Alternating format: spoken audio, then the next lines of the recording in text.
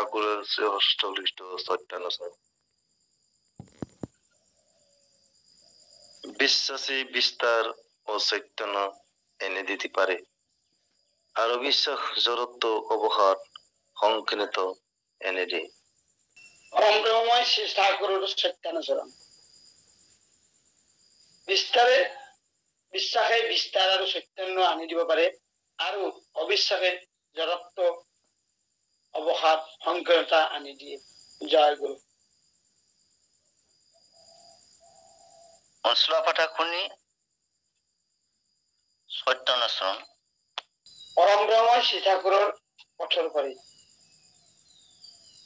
অন্তঃপুৰচাৰী অবাধ বন্ধুৰ প্ৰায়েই যেনে আপোচ ও অশ্লীলতাই আমন্ত্ৰণ কৰি থাকে, তেনেকুৱা ব্যৱধান শিথিল অতিমাত্ৰিক ব্যৱধানৰ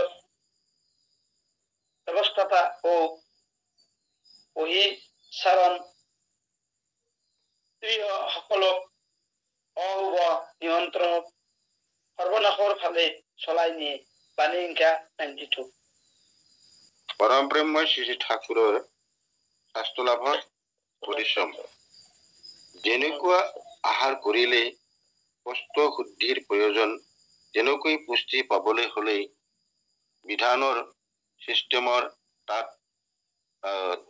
পদাৰ্থ নিঃসৰণ অতি অৱশ্য প্ৰয়োজন, আৰু এই উদ্দেশ্যে উপযুক্ত পৰিশ্ৰম অন্তত যেতিয়ালৈকে যথাৰীতি খেদ